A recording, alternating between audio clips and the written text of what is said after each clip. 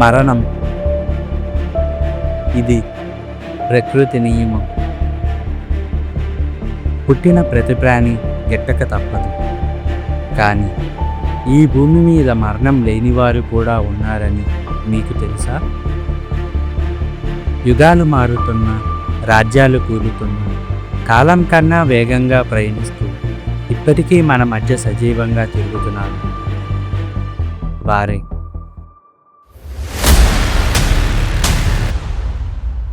అసలు వారికి చావు ఎందుకు లేదు? వారు ఇప్పటికీ ఈ భూమిపై ఎక్కడ ఉన్నారు? వేల ఏళ్లుగా వారు ఎక్కడ దాక్కున్నారు? కలియుగం ముగిసే వరకు వారు ఈ భూమి మీద ఏ పని కోసం వేచి చూస్తున్నారు?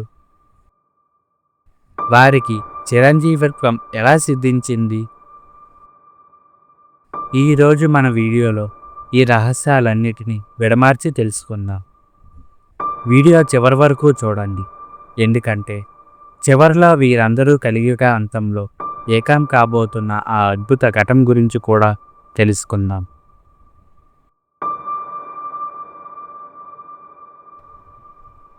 కృపాచార్యుడు ధనుర్విద్యలో మరియు వేదశాస్త్రాలలో అపారమైన పాండిత్యాన్ని సంపాదించారు. భీష్ముని కోరిక మేరకు ఆయన పాండవులకు మరియు కౌరవులకు ప్రాథమిక యుద్ధ విద్యలను నేర్పించారు.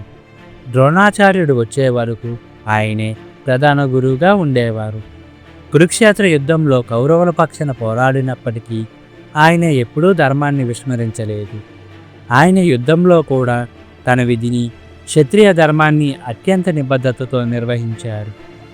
కురుక్షేత్ర యుద్ధం ముగిసిన తర్వాత అశ్వత్థామ చేసిన పనికి శ్రీకృష్ణుడు అతన్ని శపించాడు. కానీ అదే సమయంలో కృపాచార్యుని నిష్కల్మషమైన భక్తిని, ధర్మనిరీతిని చూసి మెచ్చుకున్నాడు. పాండవ వంశానికి ఏకైక వారసుడైన పరీక్షితుకు విద్యాబుద్ధులు నేర్పే బాధ్యతను ఆయనకు అప్పగిస్తూ ఆయనను చిరంజీవిగా ఉండమని ఆశీర్వదించాడు. కృపాచార్యుని తండ్రి శరద్వంతుడు గొప్ప తపస్వి. ఆయన కఠినమైన బ్రహ్మచార్యం, తపస్సు వల్ల కలిగిన శక్తి కృపాచార్యుడికి జన్మతా అబ్బింది. దీనివల్ల ఆయనకు సహజంగా అమరత్వం సిద్ధించిందని కొన్ని పురాణాలు చెప్తున్నాయి. బ్రహ్మదేవుడు ప్రణాళిక ప్రకారం రాబోయే సవర్ణి మన్వంతరంలో కృపాచార్యుడు సప్తఋషుల్లో ఒకరిగా ఉండాలి. ఆ పదవిని అధిష్ఠించాలంటే ఆయన అప్పటి వరకు సజీవంగా ఉండాలి. కాబట్టి ఆ దివ్య సంకల్పమే ఆయనకు చిరంజీవత్వాన్ని ప్రసాదించింది.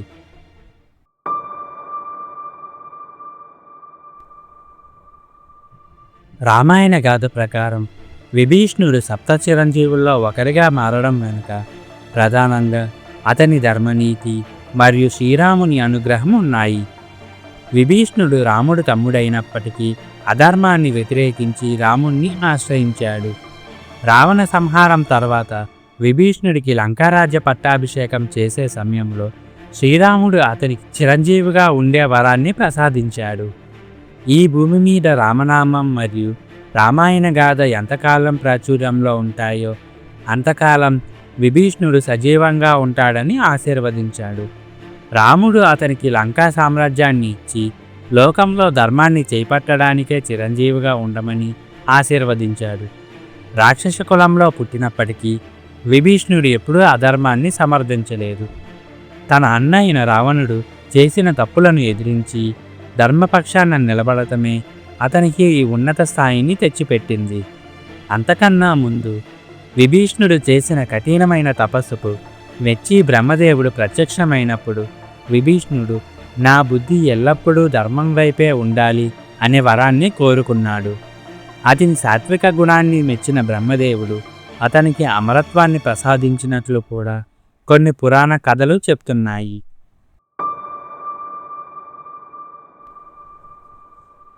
బలిచక్రవర్తి రాక్షస రాజు అయినప్పటికీ అత్యంత ధర్మాత్ముడు. వామనుడు అడిగిన 3 అడుగుల నేల కోసం తన సర్వస్వాన్ని దానం చేసేందుకు ప్రతిఫలంగా శ్రీ మహావిష్ణువు అతని భక్తికి మెచ్చి తదుపరి మన్వంతరంలో ఇంద్రుడిగా అయ్యే వరాన్ని ఇచ్చాడు.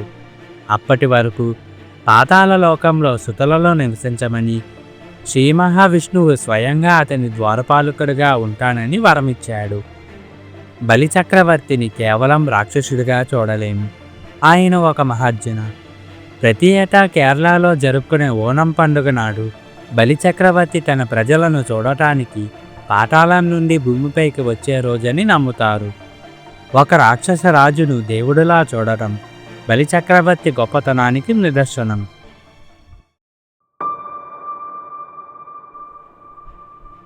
వేదవ్యాసుడు సప్త చిరంజీవుల్లో ఒకరు కావడం వెనుక ఆయన చేసిన అసాధారణమైన ఆధ్యాత్మిక సేవ మరియు ఆయనకు ఉన్న విశిష్ట అధికారాలే ప్రధాన కారణాలు. నిజానికి ఆయన అసలు పేరు కృష్ణద్వైపాయనుడు. అనంతమైన జ్ఞానాన్ని కలిగిన వేదాలను సామాన్య ప్రజలకు అర్థమయ్యేలా 4 భాగాలుగా విభజించడం వల్ల ఆయనకు వేదవ్యాసుడు అనే పేరు వచ్చింది. అవే మనం ఇప్పటికీ చెప్పుకుంటున్న వేదాలు: ఋగ్వేదం, యజుర్వేదం, సామవేదం, అథర్వవేదం. లోకానికి ఇంతటి జ్ఞానాన్ని అందించిన గురువు ఎప్పటికీ స్మరణీయుడు కాబట్టి ఆయన చిరంజీవి అయ్యారు. మహాభారతం, అష్టాదశ పురాణాలు, శ్రీమద్భాగవతం వంటి గ్రంథాలు రచించి ధర్మాన్ని నిలబెట్టడంలో ఆయన కీలక పాత్రను పోషించారు. వ్యాచోశిష్టం జగత్ సర్వం అంటారు. అంటే ఈ ప్రపంచంలోని జ్ఞానమంతా వ్యాసుడు చెప్పిన దాని నుంచే వచ్చిందని అర్థం. హిందూ పురాణాల ప్రకారం వ్యాసుడు సాక్షాత్ విష్ణుమూర్తి యొక్క అవతారం. ధర్మాన్ని బోధించడానికి, జ్ఞానాన్ని వ్యక్తి చేయడానికి ప్రతి ద్వాపర యుగంలో ఒక వ్యాసుడు జన్మిస్తాడు. ప్రస్తుత వ్యాసుడు చిరంజీవిగా ఉండి లోకాన్ని పర్యవేక్షిస్తుంటారని నమ్మకం. కొన్ని పురాణాల ప్రకారం ప్రస్తుత బ్రహ్మదేవుని కాలం ముగిసిన తర్వాత వచ్చే కల్పంలో వేదవ్యాసుడు బ్రహ్మ పదవిని అధిష్ఠించబోతున్నారని, ఆ బాధ్యతను చేపట్టే వరకు ఆయన ఈ భూమిపై చిరంజీవిగా ఉంటారని చెప్తారు. వేదవ్యాసుడు ఇప్పటికే హిమాలయాల్లోని బదరికాశ్రమం, శమ్యాప్రాసంలో నివసిస్తూ తపస్సు చేసుకుంటున్నారని ఒక నమ్మకం. సాధారణంగా సప్త చిరంజీవుల్లో ఒక్కొక్కరికి ఒక్కొక్క కారణం లేదా ఒకరి అనుగ్రహం వల్ల ఆ స్థితి లభించింది. వేదవ్యాసుడి విషయానికి వస్తే ఆయనకు ప్రత్యేకంగా ఒకరు వరం ఇవ్వడం కంటే ఆయన జన్మతా ఉన్న విష్ణు అంశ మరియు ఆయన చేసే జ్ఞానసేవ వల్ల ఆ స్థితి లభించిందని పురాణాలు చెప్తున్నాయి. వ్యాసుడు మహాభారతాన్ని వ్రాయాలనుకున్నప్పుడు బ్రహ్మదేవుడు ప్రత్యక్షమై ఆ కార్యాన్ని పూర్తి చేయమని ప్రోత్సహించాడు. లోకానికి ధర్మాన్ని బోధించే అంతటి గొప్ప గ్రంథాన్ని అందించినందుకు, ఆ జ్ఞానం ఉన్నంతకాలం వ్యాసుడు ఈ భూమిపై అజరమరుడు, అంటే ముసలితనం, మరణం లేనివాడిగా ఉంటారని చెప్తారు. వ్యాసాయ విష్ణు రూపాయ వ్యాస రూపాయ విష్ణువే, అంటే వ్యాసుడే విష్ణువు, విష్ణువే వ్యాసుడు అని అర్థం. భగవంతుని అంశతో జన్మించిన వారు కాబట్టి సృష్టిలో ధర్మం ఉన్నంత వరకు ఆయన చిరంజీవిగా ఉంటాడని ప్రతీతి. కలియుగంలో ధర్మం క్షీణిస్తున్నప్పుడు మనుషులకు సరైన మార్గం చూపడానికి ఒక గురువు అవసరం. అందుకే వ్యాసుడు చిరంజీవిగా ఉండి జ్ఞానాన్ని కాపాడుతుంటారని నమ్ముతారు. ఆయన ఇప్పటికీ శ్రీమద్భాగవతం ప్రకారం, కొన్ని పురాణాల ప్రకారం, ముఖ్యంగా విష్ణు పురాణం ప్రకారం వచ్చే సవర్ణ మన్వంతరంలో వ్యాసుడు సప్తఋషుల్లో ఒకరిగా ఉంటారు. ఆ బాధ్యతను నిర్వర్తించడానికి ఆయన ఈ కల్పం ముగిసేంత వరకు చిరంజీవిగా ఉండాలని నిర్ణయించబడింది. హనుమంతుడికి సీతాదేవి వరమిచ్చింది. విభీషణుడికి రాముడు వరమిచ్చాడు. అశ్వత్థామకు శ్రీకృష్ణుడు శాపమిచ్చాడు. కానీ వ్యాసుడు తన తపశ్శక్తి మరియు అవతార విశిష్టాల వల్ల స్వయంగా చిరంజీవిగా నిలిచాడు.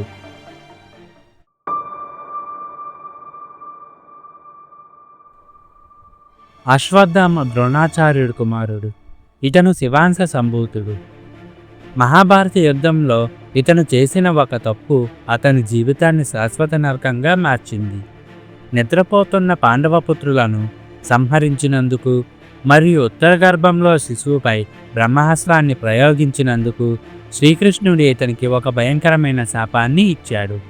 అతని నుదుటి మీద ఉన్న మణి తొలగించి 3,000 ఏళ్లపాటి ఎవరితోని మాట్లాడకుండా ఒళ్ళంతా గాయాలతో రక్తమాడుతూ ఈ భూమి మీద సంచరించమని శపించాడు. అశ్వత్థామ కథ కేవలం యుద్ధంతో ముగియలేదు. మధ్యప్రదేశ్లోని బుగాన్పూర్ దగ్గర ఉన్న ఆసిర్గఢ్ కోటలో ఒక శివాలయం ఉంది. అక్కడ ప్రజలు ఇప్పటికీ ఉదయం గుడి తలుపులు తీసేసరికి శివలింగంపై తాజా పువ్వులు, చందనం అలంకరించి ఉంటాయని చెప్పుకుంటున్నారు. అక్కడ జానపదాల కథల ప్రకారం ఒకప్పుడు ఒక వైద్యుడు అడవిలో ఉండే ఒక వ్యక్తిని కలిశాడని, అతని నుదుటిపై ఉన్న గాయం ఎన్ని మందులు వేసినా మానలేదని, ఆ వ్యక్తి స్వయంగా అశ్వత్థామ అని చెప్పి మాయమయ్యాడని కొన్ని కథలు ప్రచారంలో ఉన్నాయి. తన తండ్రి మరణానికి పగ తీర్చుకోవాలని చేసిన ఒక పొరపాటు 1000 ఏళ్ల నరకయాతనకు ఎలా దారితీసిందో కదా. మరికొన్ని పురాణాల ప్రకారం అశ్వత్థామ కలియుగం అంతం వరకు జీవించి ఉంటాడని పేర్కొనబడింది. ఇతని అమరత్వం ఆనందం కోసం కాదు, అదొక శిక్ష.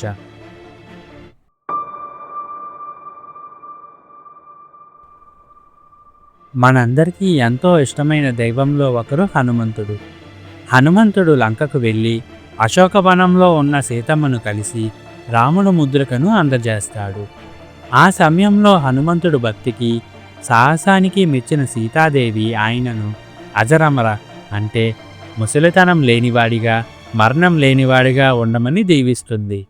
రామావతారం ముగిసే సమయంలో శ్రీరాముడు వైకుంఠానికి వెళ్తూ హనుమంతుడిని భూలోకంలో ఉండిపోమని కోరుతాడు. ఈ లోకంలో రామకథ ఎంతకాలం ప్రాచుర్యంలో ఉంటుందో అంతకాలం హనుమంతుడు సరాసరిగా అక్కడే ఉండి భక్తులను రక్షిస్తూ ఉంటాడని పురాణాలు వెల్లడించాయి. కలియుగంలో రామభక్తులకు మార్గదర్శనం చేస్తూ గంధమాధవ పర్వతంపై ఆయన తపస్సు చేసుకుంటున్నారని పురాణాలు చెప్తున్నాయి. హనుమంతుడు చిరంజీవి మాత్రమే కాదు, ఆయన భక్తులకు అత్యంత సులభంగా దర్శనమిచ్చే దైవం. విభీషణుడు శ్రీలంకని పాలిస్తున్నప్పుడు హనుమంతుడు అక్కడ కొంతకాలం ఉండి ధర్మబోధ చేశాడని చెప్తారు. హిమాలయాల్లో కొన్ని చోట్ల మానవ మాతలకు సాధ్యం కాని భారీ పాదముద్రలు కనిపిస్తాయి. వీటిని హనుమంతుడు పాదముద్రలుగా కొందరు భావిస్తారు. శ్రీలంకలోని గిరిజన తెగలకు హనుమంతుడు ప్రతి 41 ఏళ్లకు ఒకసారి దర్శనమిస్తాడని ఒక బలమైన నమ్మకం ఉంది.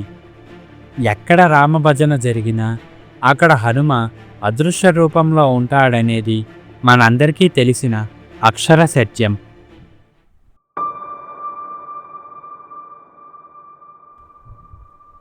పౌరాణిక గాథల ప్రకారం పరశురాముడికి తన తల్లిదండ్రులు వరమిచ్చి చిరంజీవిని చేశారనే కథలు ప్రధానంగా పురాణాలలో అంటే భాగవతం, మహాభారతం, రామాయణంలో ఎక్కడా పేర్కొనపడలేదు. పరశురాముడు తండ్రి జమతాగ్న మహర్షి, తల్లి రేణుకాదేవి. పరశురాముడు తన తండ్రి ఆజ్ఞ మేరకు తల్లి శిరస్సును ఖండించినప్పుడు జమతాగ్ని మహర్షి పరశురాముడికి కొన్ని వరాలు ఇచ్చాడు. ఆ వరాల్లో ఒకటి తన తల్లిని మళ్ళీ బ్రతికించమని, మరియు తల్లిని చంపానని పాపం అంటకూడదని. ఆ సందర్భంలో ఆయనకు చిరంజీవిత్వం లభించలేదు. ఆ ఘటన ద్వారా పరశురాముడు కేవలం పితృభక్తిని, ధర్మాన్ని నిరూపించుకున్నారు. ఇతర చిరంజీవులకు లభించినట్లుగా పరశురాముడికి ఎవరూ ప్రత్యేకంగా నువ్వు చిరంజీవి కమ్ము అని వరమివ్వలేదు. ఆయన స్వతహాగా సాధించిన జ్ఞానం మరియు విష్ణు అంశతో ఆయన చిరంజీవిగా కొనసాగుతున్నారు. పరశురాముడు శ్రీ మహావిష్ణువు యొక్క దశావతారాలలో 6వ అవతారం. అవతార పురుషులకు సాధారణంగా మరణం ఉండదు.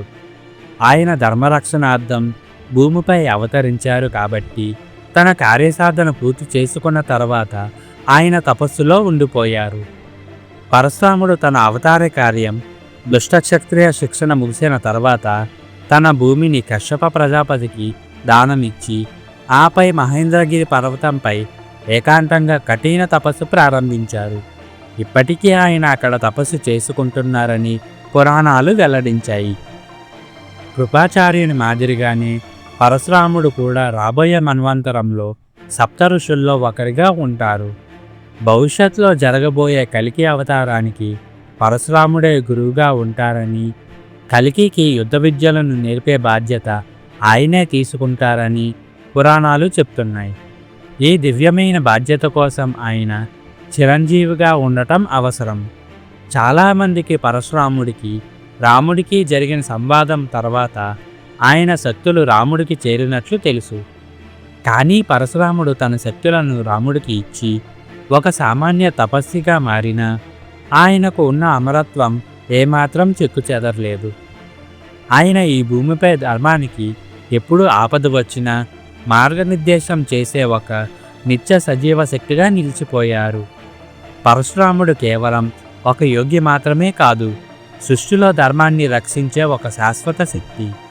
కలియుగాంతంలో కలిపురుషుడిని సంహరించి ధర్మ సంస్థాపన చేయడంలో పరశురాముని పాత్ర కీలకం. పురాణాల్లో ముఖ్యంగా కల్కి పురాణం ప్రకారం కలియుగంలో విష్ణువు కల్కి అవతారంలో జన్మిస్తారు. అప్పుడు ఈ సప్తచిరంజీవులు కల్కి భగవానుడికి మార్గదర్శకులుగా, రథసారథులుగా లేదా సైనాధిపతులుగా ఉండి ధర్మం కోసం జరిగే మహాయుద్ధంలో తోడ్పడతారని ప్రతీతి. కల్కికి యుద్ధ విద్యలను, ఆయుధ సంపత్తిని నేర్పించే గురువుగా పరశురాముడు ఉంటారని పురాణాలు చెప్తున్నాయి. ధర్మరక్షణలో ఎప్పుడూ ముందుండే హనుమంతుడు కల్కికి అండగా ఉండి అధర్మాన్ని అంతం చేయడంలో కీలక పాత్రను పోషిస్తాడు. అశ్వత్థామ, కృపాచార్యుడు వీరు ప్రస్తుతం తపస్సులో లేదా అజ్ఞాతంలో ఉన్నారని, కలియుగాంతంలో కల్కి భగవానుడి ఆగమనం కోసం వేచి చూస్తున్నారని చెప్తారు. వీరు కల్కి భగవానుడి సైన్యంలో శక్తివంతమైన యోధులుగా వ్యవహరిస్తారు. వ్యాసుడు, బలిచక్రవర్తి, విభీషణుడు వీరు లోక కళ్యాణం కోసం తమ జ్ఞానాన్ని, శక్తిని ధర్మస్థాపనకు వినియోగిస్తారు. ముఖ్యంగా బలిచక్రవర్తి రాబోయే సవర్ణ మనవు కాలంలో ఇంద్ర పదవిని చేపట్టబోతున్నారు కాబట్టి ధర్మస్థాపనలో ఆయన పాత్ర అనివార్యం. కలియుగం చివరిలో అధర్మం, పాపభీతి లేనితనం పెరిగిపోయినప్పుడు సమాజాన్ని ప్రలక్షణ చేయడానికి కల్కి భగవానుడు యుద్ధం చేస్తారు. ఈ యుద్ధం వ్యక్తిగత కక్షల కోసం కాదు, భూమిపై సత్యాయుగాన్ని తిరిగి తీసుకురావడానికి జరిగే ఒక ధర్మ సంగ్రామం. సప్తచిరంజీవులు నేరుగా యుద్ధం చేయడమే కాకుండా ధర్మ మార్గంలో నడిచే వారికి ప్రేరణగా, శక్తిని ప్రసాదించే దివ్యశక్తులుగా ఉంటారు. ప్రధానంగా పురాణాల్లో చారిత్రక ఆధారాల కంటే విశ్వాసం మరియు ధార్మిక గ్రంథాలు ఆధారంగా ప్రచారంలో ఉన్నాయి. చిరంజీవిత్వం అంటే భౌతిక శరీరం మాత్రమే కాదు, వారు అందించిన జ్ఞానం, భక్తి, దానగుణం ఎప్పటికీ జీవించే ఉంటాయని కొందరు విశ్లేషిస్తారు. ఈ సప్త చిరంజీవులు కేవలం కాలక్షేపం కోసం ఈ భూమి మీద లేరు. వీరందరికీ ఒక ముఖ్యమైన లక్ష్యం ఉంది. కలియుగ అంతంలో విష్ణుమూర్తి కల్కి అవతారంలో జన్మించినప్పుడు ఆయనకు గురువులుగా, సైన్యాధ్యక్షులుగా ఈ చిరంజీవులందరూ సహకరిస్తారు.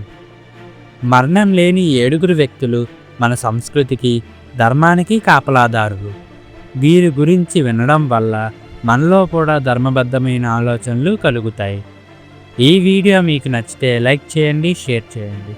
ఈ సప్త చిరంజీవులలో మీకు ఇష్టమైన వారు ఎవరో కింద కామెంట్ చేయండి. మరిన్ని ఆసక్తికరమైన ఆధ్యాత్మిక రహస్యాల కోసం మన ఛానల్ని సబ్స్క్రైబ్ చేసుకోండి. జై శ్రీరామ్.